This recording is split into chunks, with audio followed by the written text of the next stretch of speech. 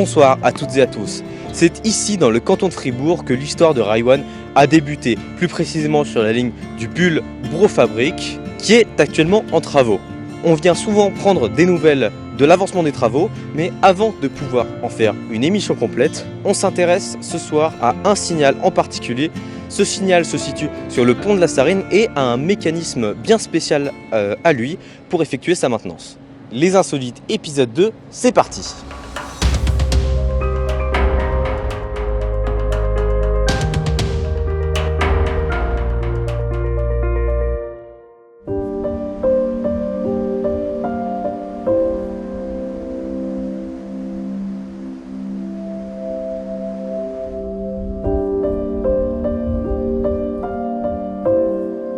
Alors on se trouve actuellement sur le pont de la Sarine, donc la Sarine se trouve en contrebas. Derrière nous, l'appareil de dilatation dont on a parlé la dernière fois. Et juste devant le signal B13, le signal amovible, et nouveau signal développé par les TPF pour la facilité de maintenance.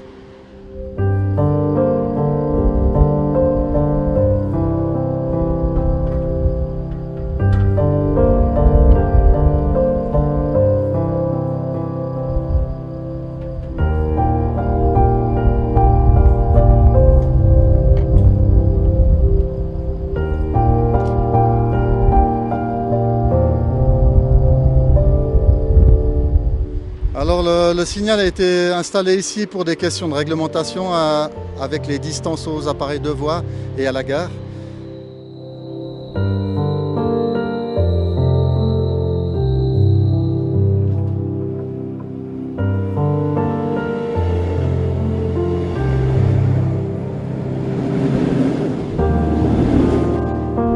Donc de manière exceptionnelle, on a installé le signal sur un mât LC, donc sur un mât de ligne de contact, alors que d'ordinaire on a des mâts séparés pour ce qui est tous les appareils de sécurité. Alors, ce signal a été développé par notre spécialiste des installations de sécurité et une entreprise de la région. Il fonctionne de manière très basique avec un système de contrepoids qui équilibre le poids du signal pour que l'opérateur de maintenance n'ait pas à fournir des efforts démesurés pour le manœuvrer.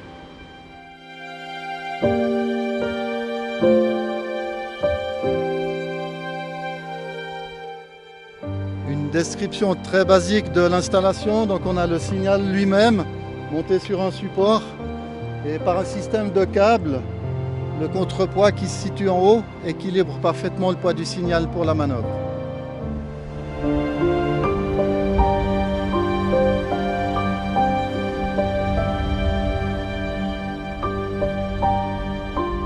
Pour la conception de ce signal, on avait trois options ouvertes.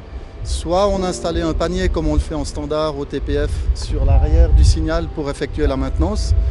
Le désavantage de ce système, c'est que non seulement la hauteur du signal, mais en plus la hauteur du pont faisait qu'on était dans un système qui était un petit peu limite au niveau de la sécurité. On a étudié une deuxième option qui était un signal rotatif, où là on aurait eu besoin de beaucoup trop de place au niveau de la voie qui n'était pas des plus pratiques. Et pour finir, on est venu sur un système coulisson, un contrepoids que vous avez derrière moi, et lequel donne entière satisfaction, non seulement aux mécaniciens bien sûr, mais également à tout le personnel de maintenance.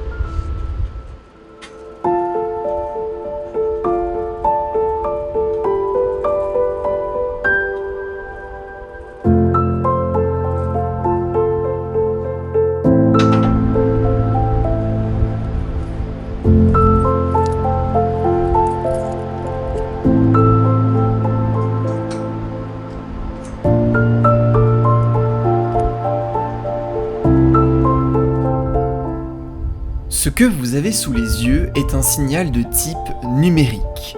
Deux principaux types de signalisation existent en Suisse, les lumineux avec des associations de couleurs qui transmettent des informations comme des vitesses, et les numériques qui, avec une lampe verte, une autre orange et une dernière rouge ainsi qu'un écran en dessous transmettent tout autant d'informations mais de façon simplifiée.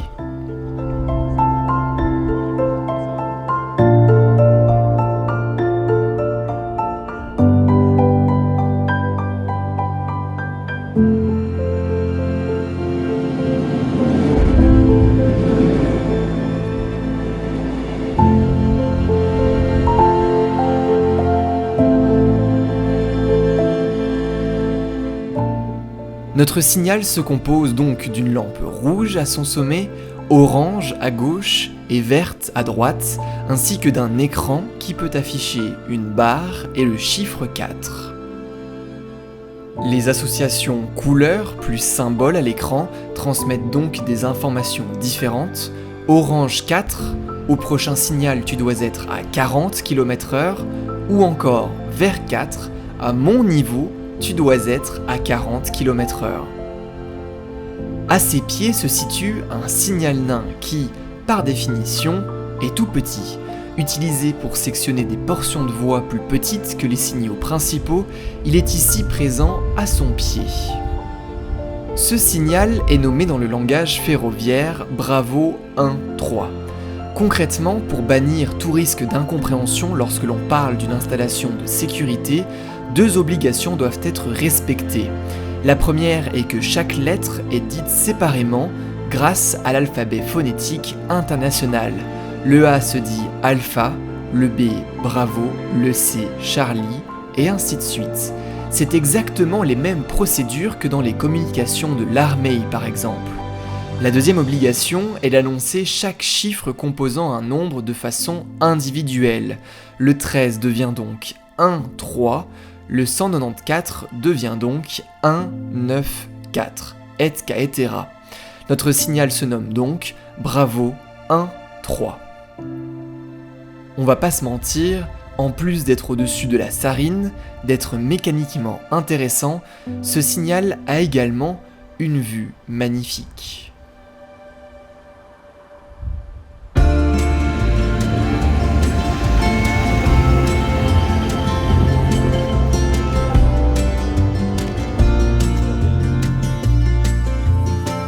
Voilà, c'est la fin de cette émission. N'oubliez pas que cet été, vous aurez peut-être la chance de gagner cette locomotive RE 460 livrée 175 ans. On remercie d'ailleurs grandement notre partenaire Rocco Fleischmann de pouvoir organiser ce concours. Pour participer, rien de plus simple, hein. Toutes les informations se situent sur nos réseaux sociaux. Moi je vous dis à très vite dans une prochaine mission.